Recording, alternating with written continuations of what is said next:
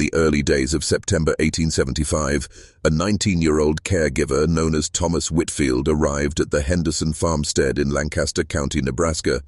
The family had hired him to care for William Henderson, a retired farmer with worsening respiratory illness. Thomas had come with glowing references and a letter written in soft, looping script that described him as gentle, calm, and touched by God. Let us know in the comments where you're watching from, and subscribe for more stories that were never meant to be uncovered. The family welcomed him with quiet relief. William's breathing had worsened in recent weeks, and his sons were working long hours in the fields. Thomas's arrival seemed like an answered prayer, a young man with strong hands and medical know-how. He said little, moved with careful precision, and kept a small leather journal that he wrote in each night by lamplight. No one asked what he was writing. No one thought to look.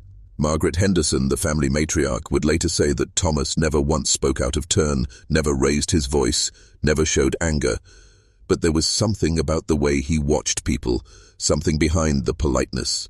He observed everything: what time they ate, how often they prayed, which children disobeyed their parents, and always he asked questions that didn't quite feel medical. Do you keep valuables in the home? Has William ever had seizures? Does anyone else come to the property? At the time, the Hendersons thought he was just being thorough. By the end of October, they would know the truth, because William wasn't Thomas's patient. He was his subject. William Henderson's condition appeared stable during the first week of Thomas's stay. He was eating regularly, sleeping through the night, and even began walking short distances with assistance. Thomas noted these improvements each evening in his journal, writing with quiet precision by the oil lamp. Subscribe if you haven't yet. This is just the beginning of what they tried to erase from history. Margaret felt hopeful for the first time in months. She told neighbors at church that William might live to see another spring, but Thomas discouraged optimism. He has good days, he said, but the decline is coming. It always does. He spoke as though he'd seen this 100 times, and in truth, he had. During his second week, Thomas began changing William's medications. He said he'd seen better results with a blend of herbs and diluted laudanum. Margaret agreed, and after all, he spoke with such confidence, such care. She didn't notice how often William slept after that, and no one noticed the missing silver coins from the drawer in the sewing room, or the journal pages Thomas carefully tore out and burned behind the barn each morning. But the most unsettling thing came one night when young Daniel Henderson, just 10 years old, couldn't sleep. He wandered into the hallway and saw Thomas standing silently in the parlor, staring at nothing, no fire, no candle, just stillness. When Daniel asked what he was doing, Thomas replied, "Listening." "Listening to what?" "To the house," he said. "Houses speak before they die." The boy told no one, and even if he had, they would have dismissed it. But Thomas had already chosen his timeline, and the countdown had begun. By the 12th night, William began coughing blood. Thomas was calm, even gentle, as he cleaned the handkerchiefs and adjusted the pillows. He told the family it was to be expected. The lungs weakening, the body preparing to let go. Comment, "I see the pattern now, if you're starting to recognize how deep this goes." Margaret sat by her husband's bed every morning. She prayed softly while Thomas prepared tinctures and compresses.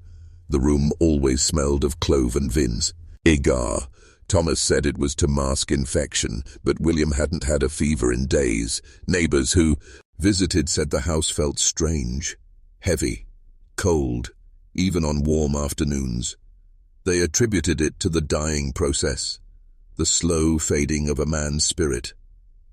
But something else was happening. Thomas began locking the medicine cabinet. He said it was for safety.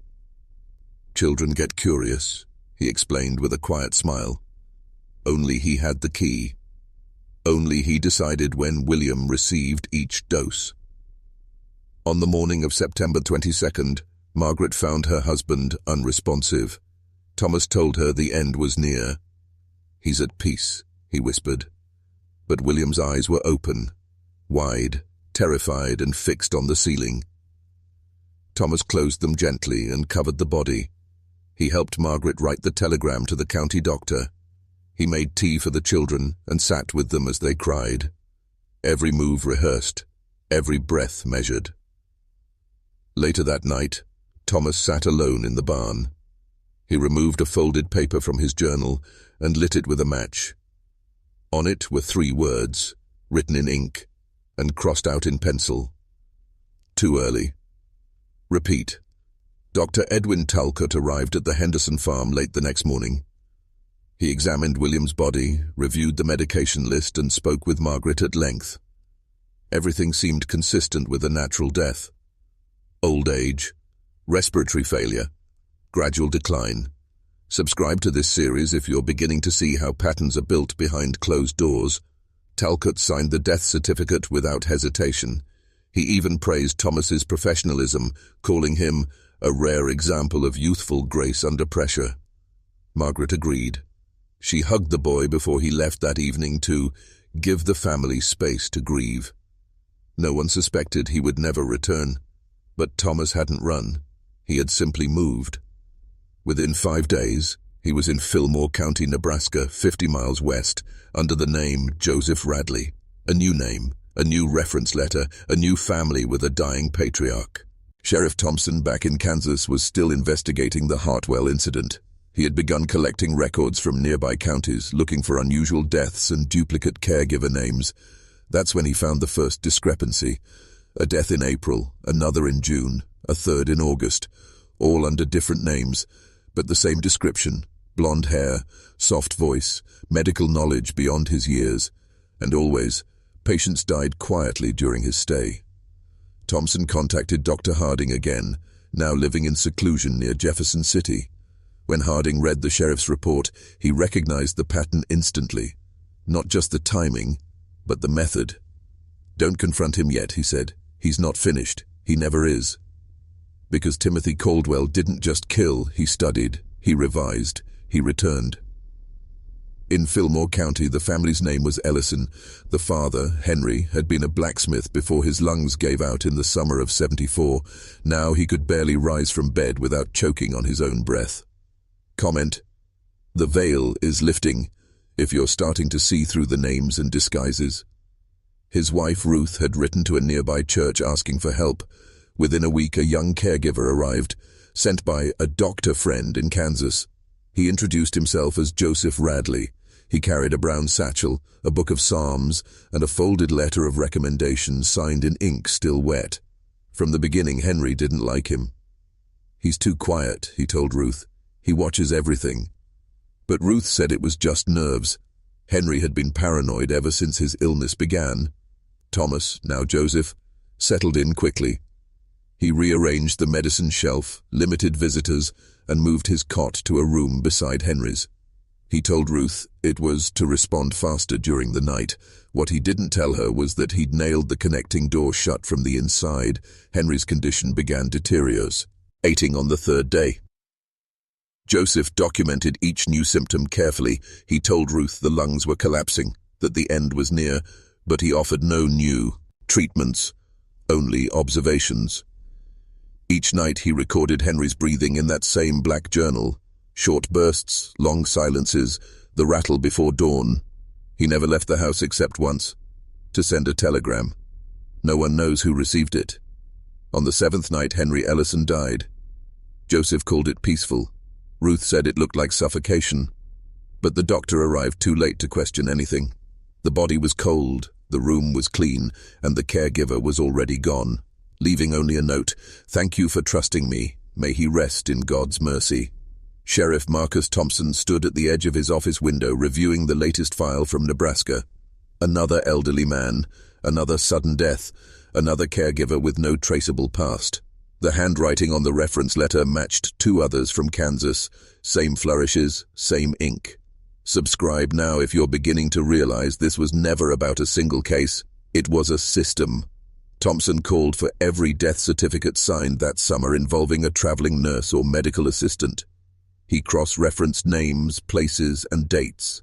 Patterns emerged, subtle but undeniable, and every pattern pointed toward one thing: practice. These weren't random killings, they were timed, sequenced, and clean, each an improvement over the last. He wasn't hiding from justice, he was refining a method. Dr. Harding, upon receiving the new records, began mapping the locations, a spiral, moving outward from Missouri like a storm. The radius widened every year, but the cycle never changed. Step 1, isolate the victim. Step 2, gain the family's trust. Step 3, document the decline, accelerate the symptoms, disappear before suspicion forms, and always leave behind grief that looks like fate. Thompson sent word to surrounding counties with a physical description: male, white, 19 to 20, soft-spoken, carries credentials, always alone. But by then, Timothy had already changed again. A new name, a new county, a new family already halfway to the grave. What they didn't know, not yet, was that the next household wasn't chosen for money, or convenience, or sickness. It was chosen for resistance, because for the first time since his escape, someone was about to fight back, and Timothy would take it personally. The Morgans of Clay County weren't wealthy, but they were proud. Their eldest son, Eli, had returned from the war with a shattered knee and a mind that startled easily. His father, Charles Morgan, had been wounded years earlier in a mining collapse, leaving him unable to walk without pain. Comment: he hides in mercy if you now understand the disguise Timothy wore better than anyone else ever did. Their mother, June, kept the household moving, a woman of sharp faith and sharper instinct. When the caregiver arrived, this time calling himself Matthew Granger, June hesitated. She said he seemed too sure of himself, too still. But Charles, tired and hurting, welcomed the help. Matthew's papers were flawless. The family Bible stayed on the table and he quoted from it without hesitation. He even helped Eli with his bad leg, massaging the joint, wrapping it in clean cloth. But June watched him closely. She noticed how he took inventory of the house, what food they kept, how often Eli bathed, what time the candles were blown out. He began preparing tinctures, bitter ones, for Charles's pain, and when June asked what was in them, he answered softly, "What God allows." Charles's breathing slowed. By the third day, his pupils shrank. He slept longer. That night, June entered the kitchen to find Matthew writing in his journal by lamplight. She asked what he was recording. He smiled and said, "Progress." Then he turned the page before she could see. By the 5th day, Charles couldn't speak. He just lay there, his eyes moving slowly from face to face. June noticed his fingers twitching, almost like a signal. And when she tried to speak to him alone, Matthew insisted she rest. That was when June made her decision. She told Eli to go into town, quietly without saying why, and bring back the sheriff. But Eli never made it.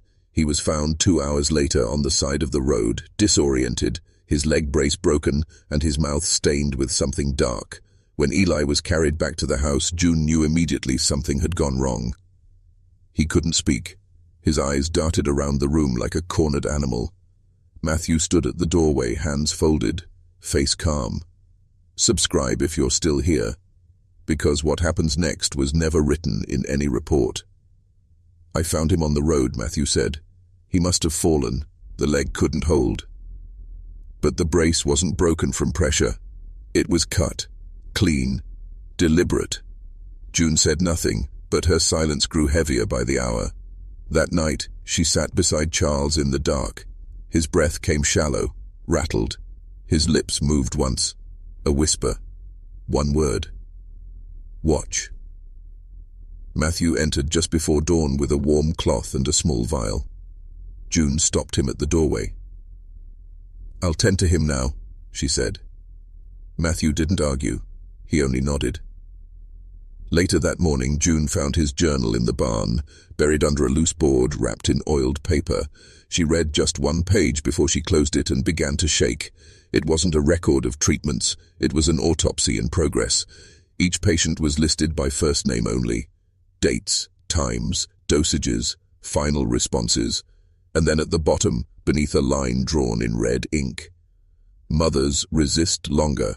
Monitor grief endurance closely." June tucked the journal under her coat and walked to the nearest farmstead, 4 miles west. She didn't run. She didn't cry. She just walked like someone who'd already buried the truth once before. When she returned with help, the house was empty. No Charles, no Matthew, no goodbye. Only Eli, still breathing but sedated and holding a folded paper in his trembling hands. On it, a message. The mother knows. This set is unusable. The journal June Morgan recovered was handed over to the Clay County Sheriff 2 days later. Its contents were reviewed in silence by 3 men, none of whom spoke for several minutes after closing the cover. It wasn't just a list of names. It was a map of behavior, a system, a doctrine. Comment: the pattern repeats if you understand now. This was never random. It was ritual. Each case followed the same structure: 2 weeks of observation, then gradual sedation, then finalization. The word death was never used in his notes. Instead, he called it release, sometimes exit.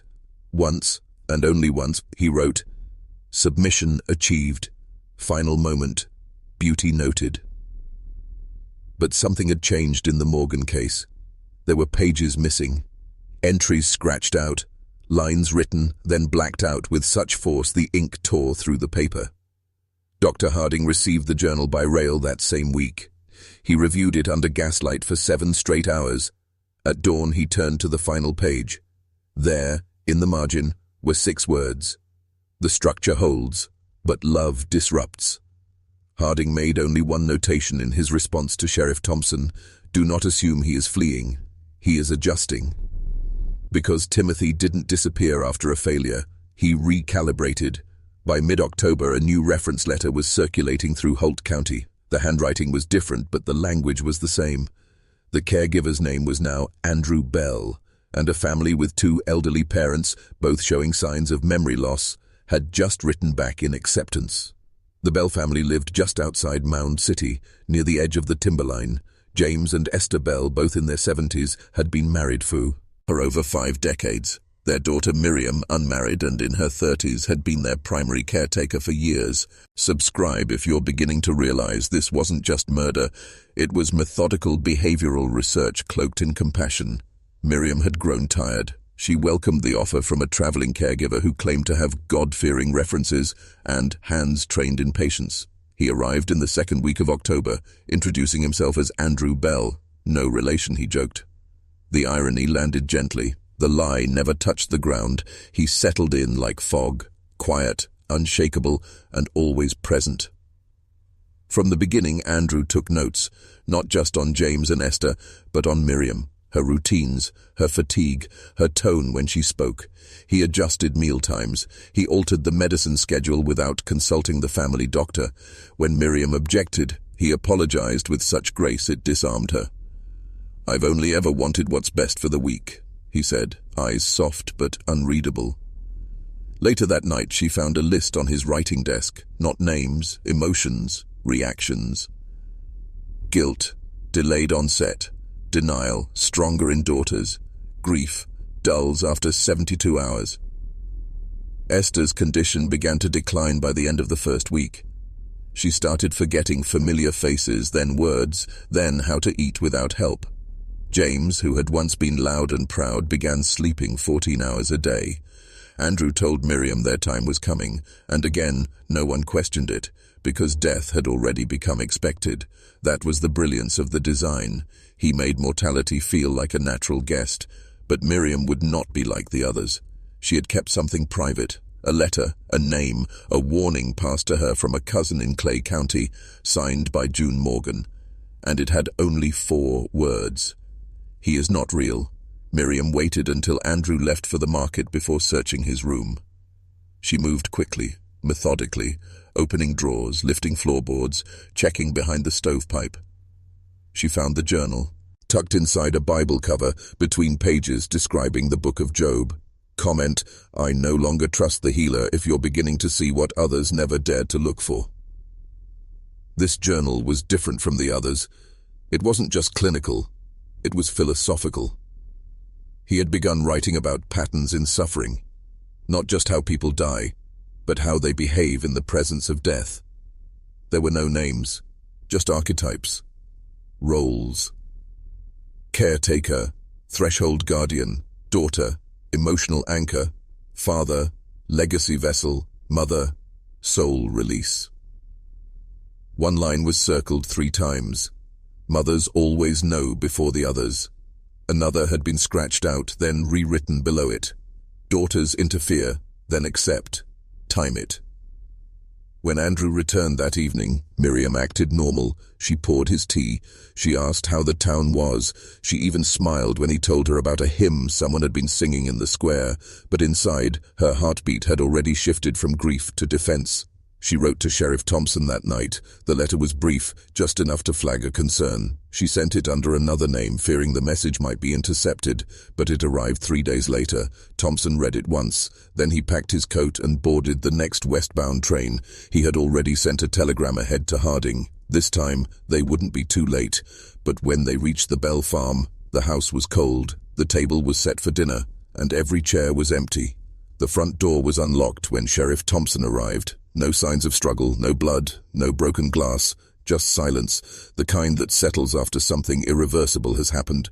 Subscribe and stay with us, because the deeper we go, the more their names begin to vanish from the record. Miriam's journal was found on the kitchen table. One page, torn from the center, lay flat beneath a stone. It wasn't addressed to anyone, but it read like a final note to herself. He was always too polite, too present. The silence never felt like peace. It felt like being watched. I thought I could outplay him, but you can't outplay someone who doesn't care if he loses. Esther Bell was found in her bed, fully clothed, her hands folded. There were no bruises, no ligature marks, but her mouth had been packed with cotton, and the pillow bore a faint indentation beneath her neck. James Bell was found in the pantry, sitting upright, his eyes still open, one hand clutching a prayer card. The physician who examined him said the cause was likely cardiac arrest, but Thompson knew better. Of Andrew Bell, the false name worn like a second skin, there was no trace, no footprints, no satchel, no journal. But Harding found something far more disturbing. Inside the barn, nailed to the back of a wooden beam, was a single scrap of parchment. It contained only numbers, 17 rows, each marked by a date and a check mark. The final row was different. It had no check mark, only one word written in sharp, uneven ink. Interrupted. Dr. Harding stared at the parchment nailed inside the barn, his fingers trembling slightly. He had seen many things in his years: madness, cruelty, brilliance corrupted by isolation, but never had he seen this level of orchestration masked so completely in civility. Comment, interrupted but not ended, if you understand that failure only made Timothy more precise. The dates stretched back 3 years, each one aligned with a known death. Each followed the same pattern: a new identity, a dying patient, a grieving family, and all executed with ritualistic consistency, except the last one, the Bell case. Interrupted, but not escaped. Harding turned to Sheriff Thompson and said, "He's not hiding. He's moving forward." Thompson asked where he thought the boy would go next. Harding didn't answer immediately. He walked outside, stood beneath the ash tree and whispered, "He'll pick a harder subject." "What does that mean?" "It means he's changing his method. The family structure was too chaotic. Next time he'll choose stability, intelligence, someone who will engage with him instead of surrendering." Meanwhile, 2 counties north in Richardson, Nebraska, a retired teacher named Peter Langley was writing to the regional clinic. His wife had begun showing signs of dementia. He was caring for her alone. He feared she might wander from the house and not return. The letter was short. He asked if there were any young caregivers seeking work. He could offer food, a bed, and modest pay, just someone who could stay a few weeks. He received a reply within 4 days. A man named David Arliss, 20 years old, soft-spoken, trained under a rural doctor. References provided. Arrival set for the 16th of November. Harding wouldn't hear about the Langley family until it was already too late, because Timothy Caldwell, under his newest name, had already stepped off the train, and his journal now had a new title on the first page: Volition. Peter Langley met the young man at the station just after noon. He arrived carrying a small bag, a medical satchel, and a folded letter bearing a forged seal. He introduced himself as David Arliss, spoke politely, and walked with a quiet, measured gait.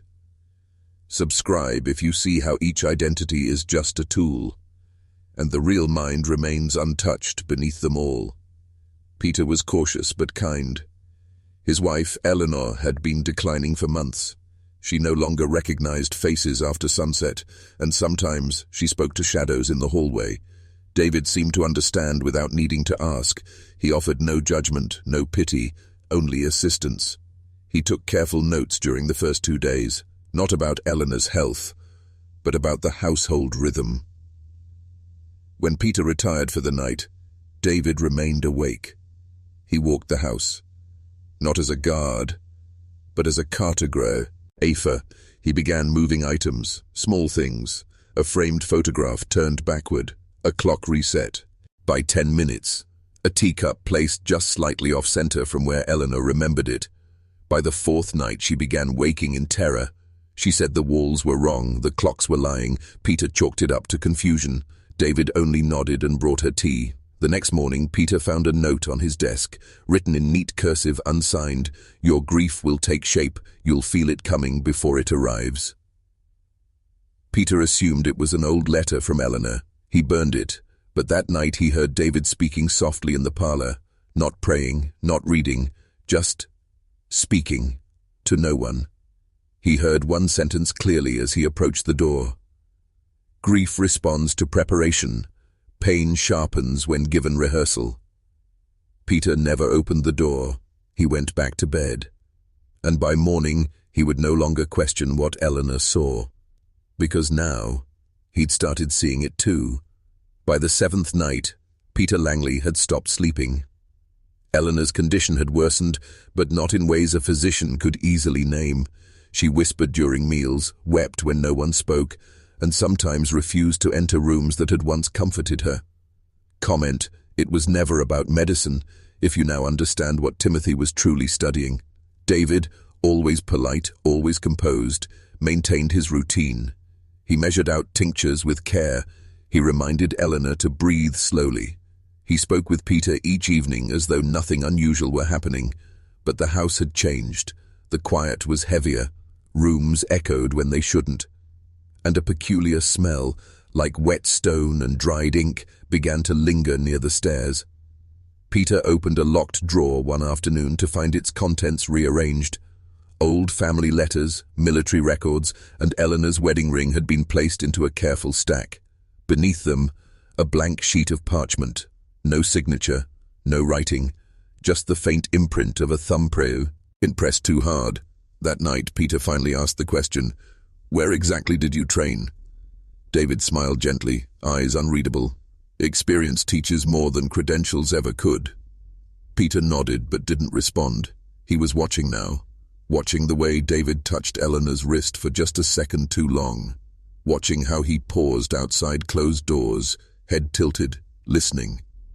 The following morning, Eleanor refused to eat. She stared at the wall and said, "It's written there. He's writing it again." Peter asked what she meant.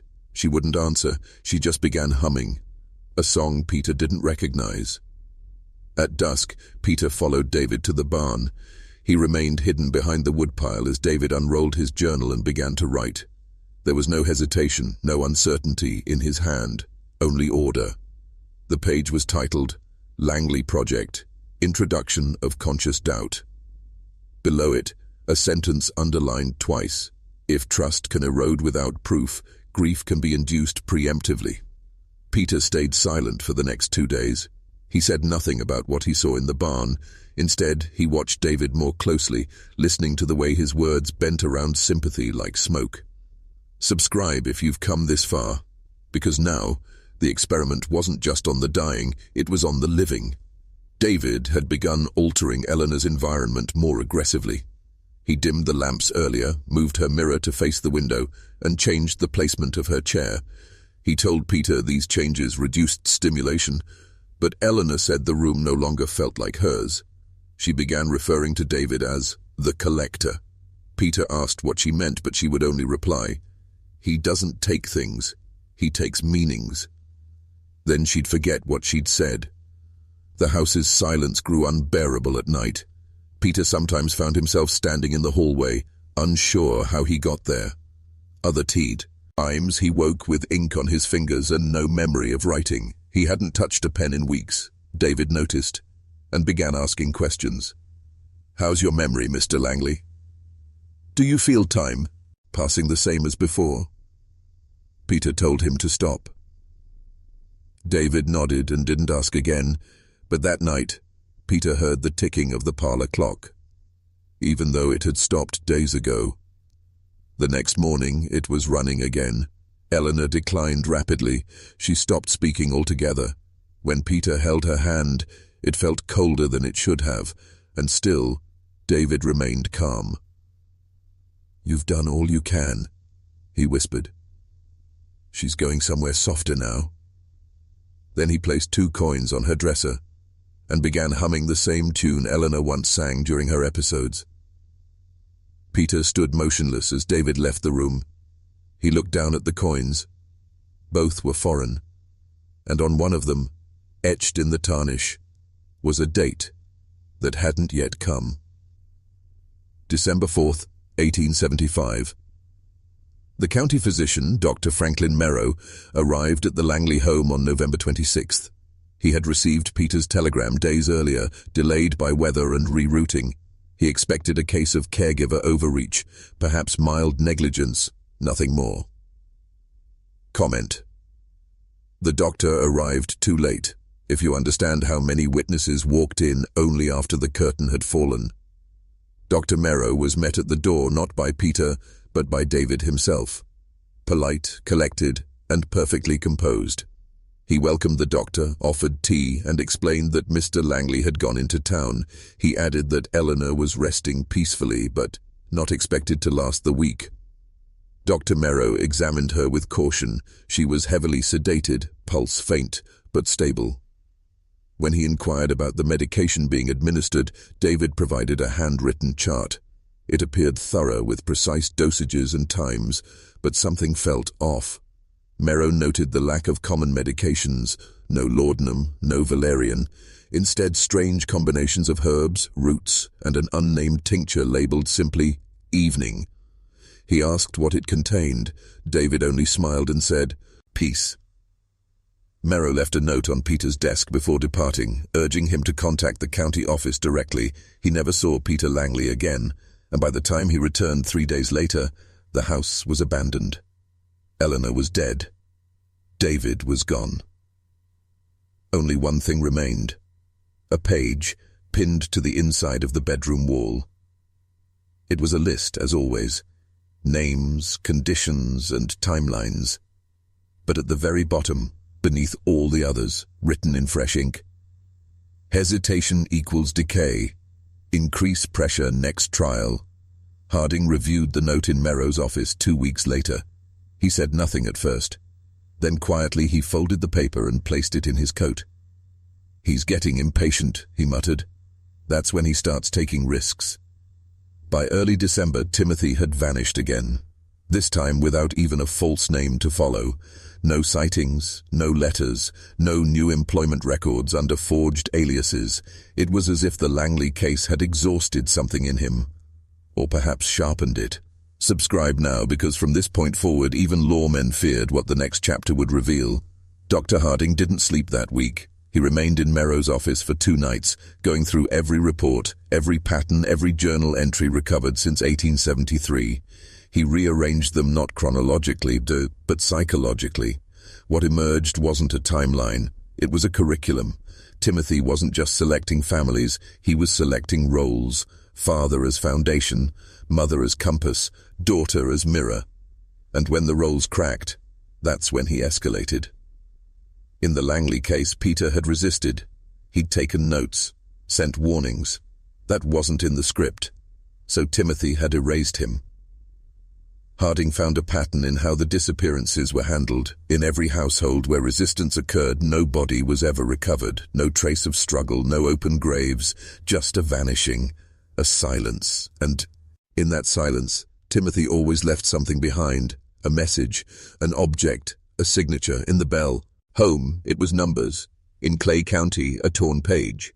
At the Langley farm, it was a date. December 4th, 1875. A date no one could explain.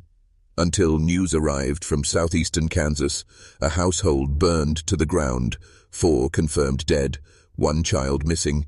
The family had recently hired a new caregiver. No one remembered his name, only that he arrived with a Bible and left with a suitcase full of silence. And when the ashes cooled, investigators found something strange in the fireplace. A melted pocket watch, still ticking, but ticking backwards. The fire on the Barrett farm was declared accidental, a faulty lamp, they said. But Sheriff Thompson didn't believe in coincidences anymore. He rode through the night, arriving before dawn, when the ground was still warm with soot. Comment: he walks through fire untouched, if you've begun to see how Timothy leaves ruin without ever being blamed. The house was gone.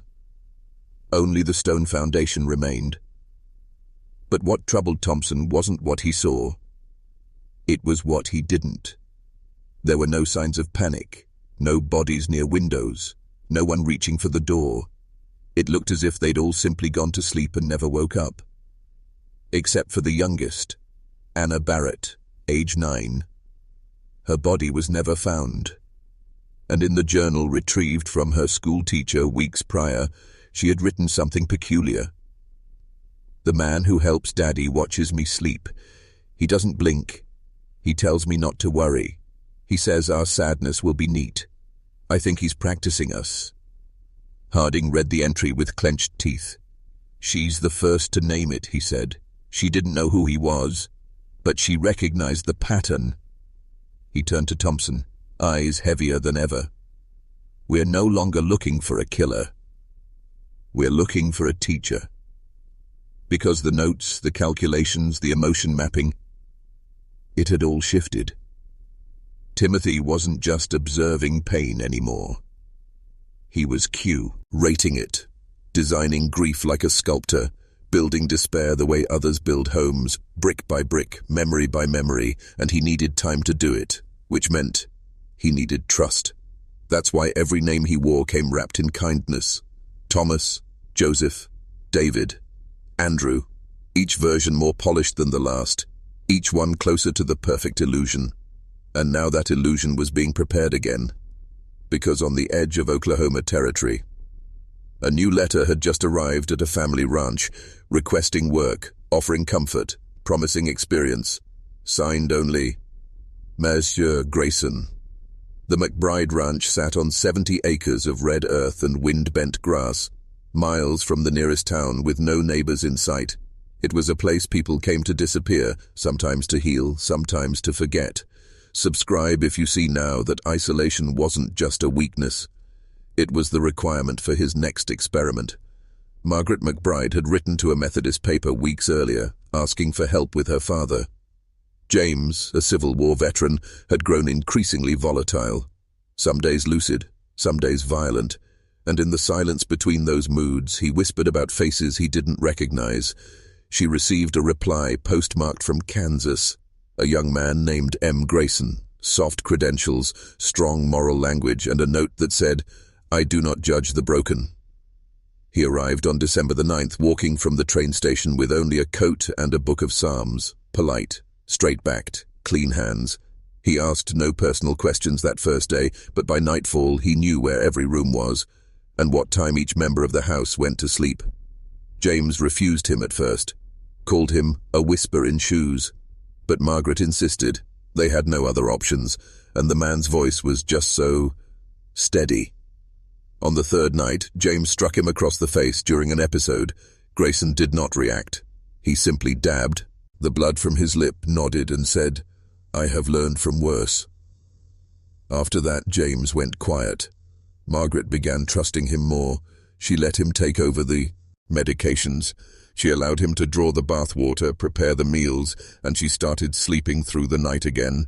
But James didn't. He began scratching symbols into the walls with the button of his coat. He hummed old war songs in reverse, and one night he whispered to his daughter, You didn't hire a man, you let in a mirror. Margaret tried to laugh it off. But when she entered the study the next morning, she found a new journal. Not James's, and not hers. It was leather-bound, unlabeled, and already open to a page titled, Phase 3, Resistance Conditioning. Margaret stood motionless in the study doorway, her eyes locked on the words. The handwriting wasn't hers. The paper was thick, unlined, foreign. She hadn't seen the journal before. She hadn't seen anyone bring it into the house. Comment, Phase 3 has begun. If you now understand, he doesn't adapt to families, he remakes them. She turned the pages slowly. Each section was labeled not by name, but by role. Patriarch, defiant, primary caregiver, empathetic, secondary witness, child or servant if available. Under defiant, it listed methods for destabilization. Auditory dissonance, time disruption, physical exhaustion through inverted routines. Under empathetic, it listed soft interventions, trust layering, sleep rhythm influence, light deprivation. The notes were dated. They had begun before Grayson had even arrived. Margaret closed the book and replaced it exactly as she found it. She said nothing to Grayson that night, but she checked every door twice before bed, and she slept with the lamp still burning. James grew worse, not in health but in behavior. He stopped responding to his own name and began calling Grayson the technician. When asked what he meant, James whispered, "He's studying us backwards." Margaret demanded an explanation. James could only shake his head. "I don't think we're dying. I think we're being tested for how we'll survive it." Margaret decided to send a telegram, but when she reached the drawer where they kept paper, it was gone, along with every writing instrument in the house. Only the leather-bound journal remained, sitting open, untouched, waiting. That night, Grayson prepared supper. He laid 3 plates, but he only filled 2. When Margaret asked who the 3rd plate was for, he said, "We must always prepare for grief when it's on time." And then calmly, as if reading scripture, he told her, "Tomorrow will begin the breach." She asked what that meant, but he simply stood, removed his gloves and said, "Sleep well, Margaret. It's nearly time to remember who you are." Margaret didn't sleep that night. She sat beside James's bed, watching the rise and fall of his chest. Every creak of the house made her turn her head. Every gust of wind made her grip the chair tighter. Subscribe now, because from this point forward, even time itself begins to lie. When the first knock came, it was from inside the walls, just once, not loud, almost polite. She checked every room, found nothing. Grayson was gone, his cot untouched, the back door ajar. At sunrise, she found him outside, standing barefoot in the frost, facing east. He didn't turn when she approached. He simply said, "He made it through the night. You should be proud." Then, as though reading her thoughts, he added, "No, I didn't knock." That afternoon, Margaret tried to write a letter. She found a pencil behind the stove, broken but usable, but when she placed the page on the table, the words wouldn't come, not because she couldn't think, but because her hand wouldn't move. She cried for the first time in months, not because of grief, but because for the first time she felt like the house belonged to someone else, someone watching, listening, waiting. James was unconscious by evening. Grayson administered something she didn't ask what. He placed a cloth on James's forehead and whispered a prayer. But it wasn't any prayer she recognized. It had no amen, no Lord, just numbers, 3 of them, repeated over and over, like coordinates. 12, 7, 0. Margaret stood in the doorway, barely breathing, and that's when she saw the pages, dozens of them, spread across the dining room floor, each one showing her house. Hand-sketched, angle by angle. One drawing showed her standing at the window. Another showed James in his bed. A third showed Margaret asleep at the table. And the angle of the sketch was from above. As if from the ceiling, Margaret gathered the sketches in silence, her hands shaking with every page.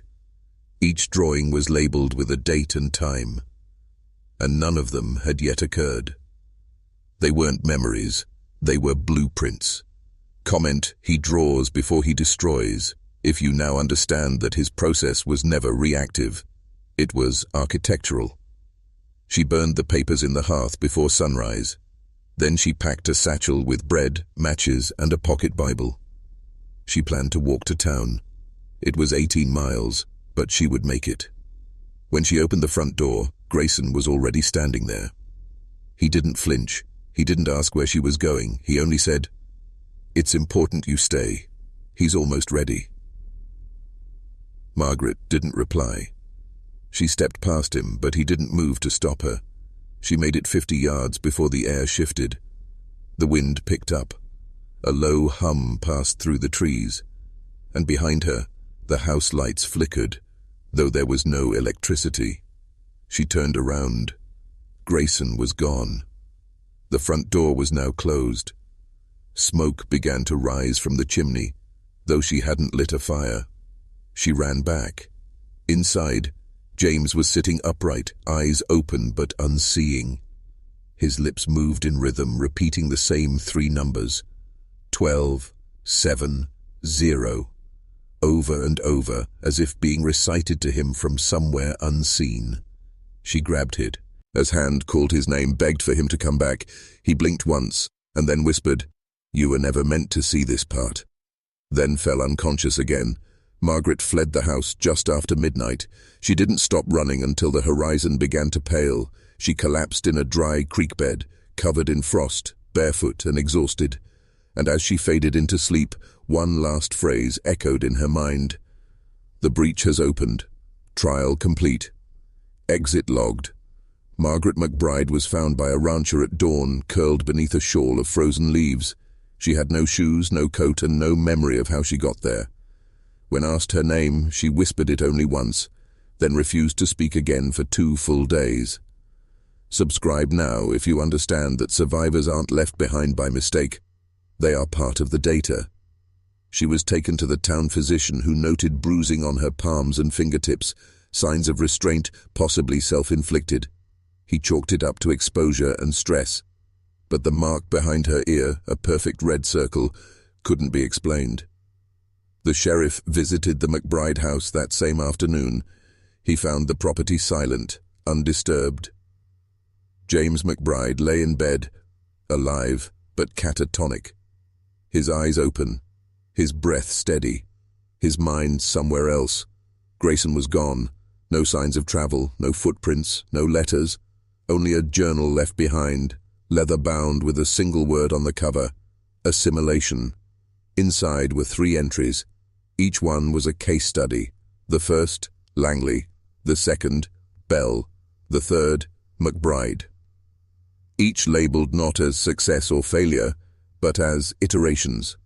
In the margin of the final page was a phrase underlined twice: human loyalty exceeds projected thresholds. Hypothesis: trauma may deepen bond, not sever it.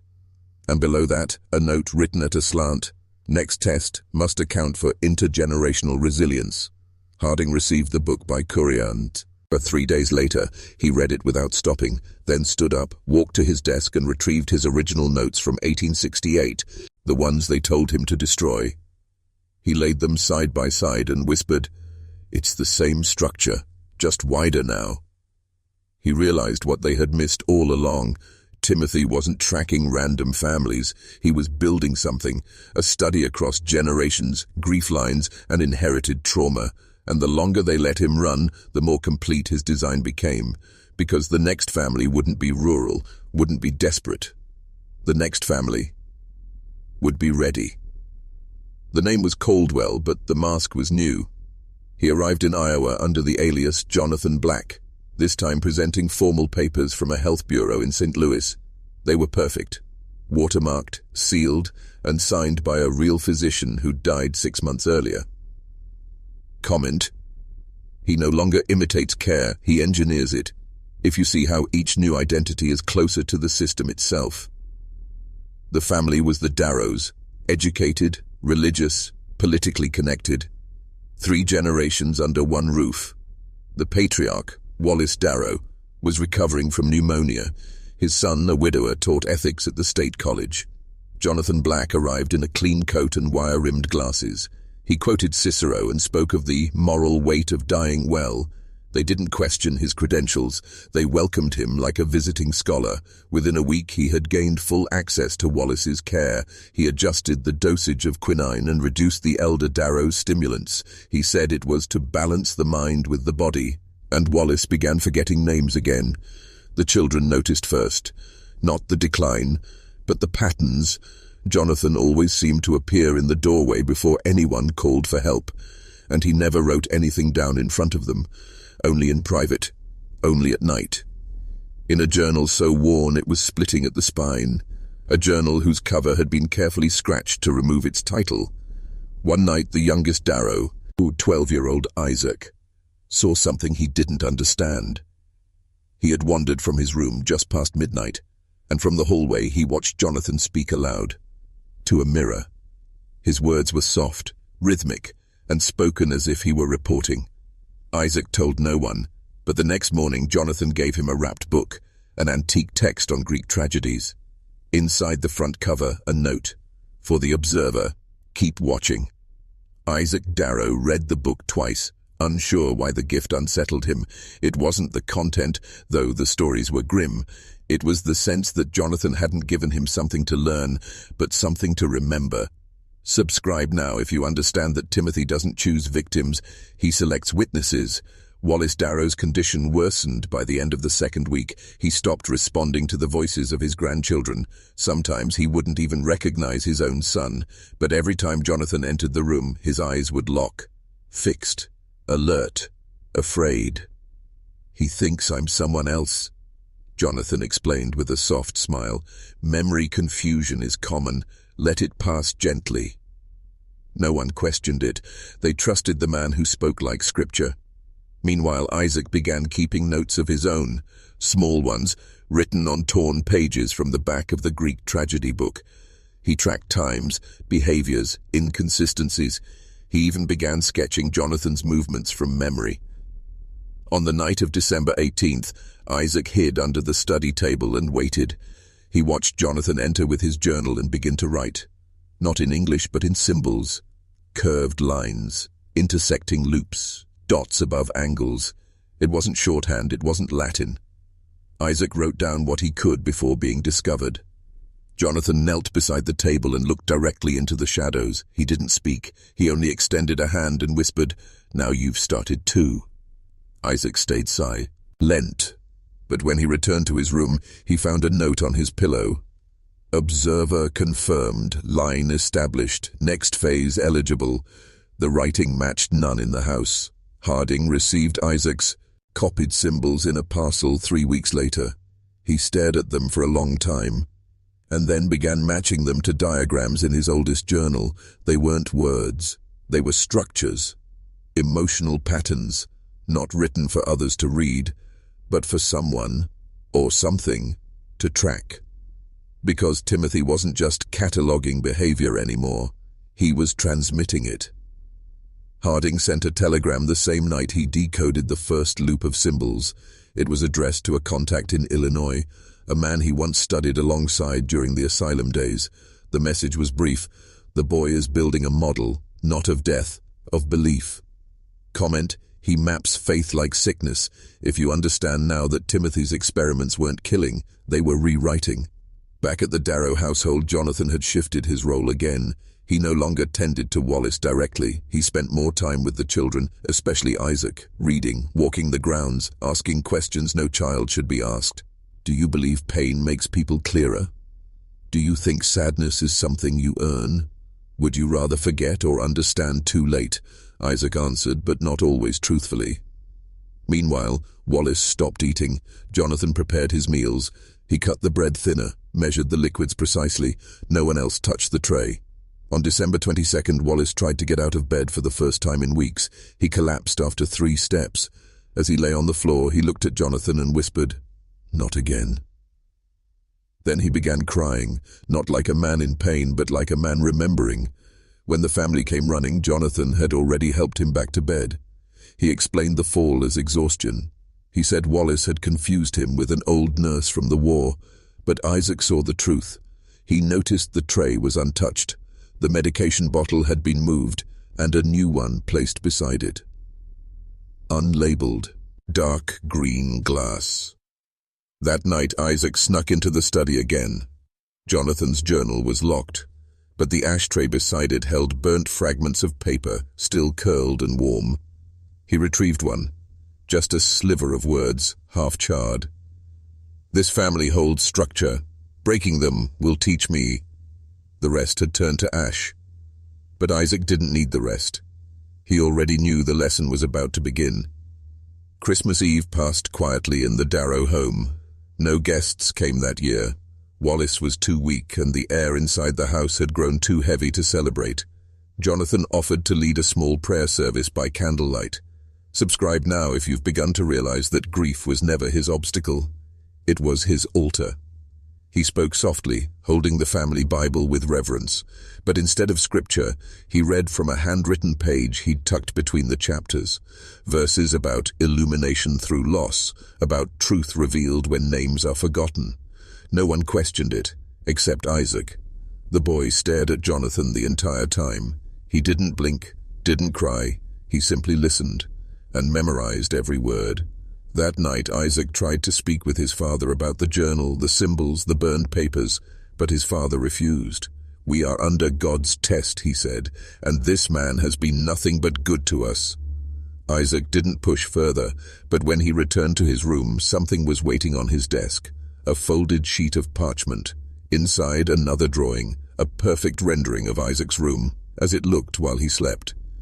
In the corner, a small figure stood in the doorway, watching. He turned the page over. One sentence was written in ink so dark it bled through the paper. Observers must eventually choose, forget, or record. Isaac sat in the dark until sunrise. On December 26th, Wallace Darrow died. The cause was recorded as respiratory failure. Jonathan prepared the bow. Di offered to assist with burial arrangements and led another quiet prayer. The family wept, but Isaac did not. He waited until the others were asleep and entered the study. The journal was missing. In its place, a single envelope. Inside was a blank page, and beneath it a small label that read, "He passed with dignity. The boy is nearly ready." The funeral was held on the property. Simple, quiet, closed to the public. Jonathan stood beside the casket, head bowed, hands folded like a minister at rest. He didn't speak during the service. He only watched each face, each tear, each hesitation. Comment: he doesn't mourn the dead. He measures the living, if you've realized by now what he was truly collecting. After the burial, he insisted on staying one more week. To ensure the household stabilizes, he told them. The family agreed, and with that, his real work began. Isaac's father grew cold toward him. He stopped accepting help, stopped praying, stopped leaving his room. Isaac noticed changes in his mother as well. She grew more tired, more passive. Her hair remained unbrushed, her shoes misplaced. She once whispered that she kept hearing the front door open when no one was near it. Jonathan, meanwhile, grew more present. He lit candles earlier, he prepared every meal. He even began teaching Isaac from new books, old medical texts, philosophical essays, memory drills. "Everything worth keeping begins in silence," he told the boy. "Write down what others forget. Repeat what they deny. Observe what they can't." And Isaac obeyed. At first out of curiosity, then out of fear, and finally out of something stranger, understanding, because the questions began to shift. Do you feel older now? Do you remember being someone else? Has anything ever felt more real than grief? Isaac didn't answer those questions out loud, but he began keeping a second notebook, not hidden, but placed carefully on his nightstand. And in it, he titled the first page exactly as he'd seen in the burned journals. Phase 4, Inheritance. The transformation wasn't loud. It never is. It didn't arrive with violence or sickness or a scream in the night. It arrived through repetition, quiet, precise, almost sacred. Subscribe if you now understand that this was never about taking lives. It was about taking lineage. Isaac's handwriting began to change, not just in shape, but in intention. His entries grew colder, more observational, less emotional. He no longer referred to his father as Dad. He called him primary male subject. His sister became emotional indicator, and his mother, he stopped mentioning her entirely. Jonathan noticed and said nothing. He simply nodded when Isaac handed him each page, each one reviewed, corrected, and filed, then burned. One morning, Jonathan set 3 stones on the table, each one etched with a number, 100. He said nothing about them, just left them there for Isaac to find. When Isaac asked what they meant, Jonathan answered slowly, "Completion is an illusion. What matters is the loop." That night, Isaac dreamed of symbols again. But this time he understood them. He woke and began drawing, not from imagination but from memory. Shapes layered like scaffolding, numbers repeating at even intervals, and a single phrase at the top of the page, "Emotional breach complete, unit eligible for duplication." Harding received Isaac's final parcel by rail in January 1876. It contained nothing but charcoal rubbings and a hand-drawn floor plan of the Darrow house. On the back, a message scrawled in unfamiliar ink. "You taught him to observe, we taught him to become." Harding didn't show the parcel to anyone. He filed it beneath the Caldwell case file, under lock and key, and when he finally closed the cabinet, he said something aloud to no one. "He's not a boy anymore. He's a system now. By the spring of 1876, no one could trace where he'd gone. No sightings, no aliases, no new cases filed under the patterns they'd come to expect. It was as if the wind itself had carried him into silence." Comment: He disappeared because the structure was complete, if you now understand that absence was not escape. It was graduation. Harding stopped looking. Not out of defeat, but out of understanding. He realized Timothy had built something that no longer needed him to be present. The seed was planted. The next iteration would grow on its own. In 3 different counties, over the following months, new caregivers appeared, each one with spotless credentials, each one praised for their gentleness, their intelligence, their discipline, and each one followed by a slow, quiet trail of perfectly timed deaths. But none of them were Timothy. They were younger, smiled more, some were women, some left behind no journals, only silence. And in each case there was always a child left behind, a niece, a grandson, a neighbor's boy, each one described afterward as a little quieter than before, but much more curious. Harding tracked 5 such children by the end of the year. Each had begun drawing, each kept notebooks, and one had written something that made Harding's hands go cold. She said the new man was kind, but I watched him write before bedtime. He used a code only I could read. He said I must remember because remembering is how we keep the work alive. Harding made one final note in his files. It was not for the police, not for the medical board. It was for whoever might find the file after he was gone. It read, "We misunderstood him. He wasn't hiding. He was replicating." By the end of 1876, Dr. Samuel Harding locked away the Caldwell file for the final time. He placed it in a sealed crate beneath his home, along with 12 other journals, some written by him, others not. He knew the system wouldn't stop just because he stopped looking. Subscribe now if you understand. The danger was never just the boy. It was the blueprint he left behind. Harding retired quietly, refusing all interviews and inquiries. He burned most of his correspondence, and for the rest of his days he kept his bedroom windows covered, even in summer. Not from fear, but from knowing exactly how someone watches when they're learning. In 1882, 5 years after the last confirmed Caldwell sighting, a traveling physician named Dr. Whitley published a paper. It detailed a series of caregiver-linked deaths across 6 rural counties. He called them anomalies. He believed they were unrelated, but the patterns were there. Cycles of trust, ritualized grief, children left behind with new journals, new dreams, drawings of houses they'd never lived in. One boy had been found sleepwalking through town, muttering the phrase, "Inheritance must be practiced." Another refused to speak unless he was writing. And what he wrote matched the diagrams found in Harding's earliest Caldwell files. By 1890, whispers of a quiet lineage had taken root.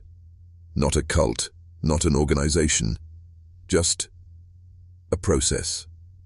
People who showed up where grief was deepest and documented it like scripture. Some believed Timothy had died decades earlier. Others believed he'd transcended his own mind, that his final experiment had folded him inward, not into madness, but into influence, not into death, but into memory. Because in 3 separate homes across 3 states, decades apart, investigators found the same sentence scratched beneath floorboards: "He watched us suffer, then taught us how." And every time that message appeared, a new journal began. Not signed, just marked with a symbol, a perfect circle, encasing the number 0. If you look into the records now, you won't find Timothy Caldwell's name. Not in death registries, not in asylum closures, not in court transcripts. His file was erased, and those who remembered him learned not to speak aloud what they feared. Red might return, comment: "He became the structure if you understand now that he didn't vanish. He multiplied." His journals were never recovered in full, but fragments exist, cited in research papers, hidden in footnotes, passed between investigators too afraid to publish the full truth. They don't call him Timothy anymore. They call him the caretaker model. Because what began as a boy with cold hands and a curious mind became a method. And that method didn't stop. It simply spread to those willing to carry it further. Each subject was chosen, each family tested, and each child who remained was either broken or remade. Some resisted, some forgot. A few remembered too well. The last known document attributed to Caldwell appeared in 1901, a handwritten letter, unsigned, found inside the cover of a physician's handbook in Illinois. It said only this: "To ease suffering, we must understand its limits. I have reached mine, now you begin." No leads were followed, no names revealed, but that same year 3 deaths occurred under the care of different individuals, all in different counties. All the caregivers were strangers, all left no trace. And in each home the families spoke of one thing in common: a young helper, polite, quiet, carrying no bags, asking no questions, and always looking, not at the patient, but at the one left behind.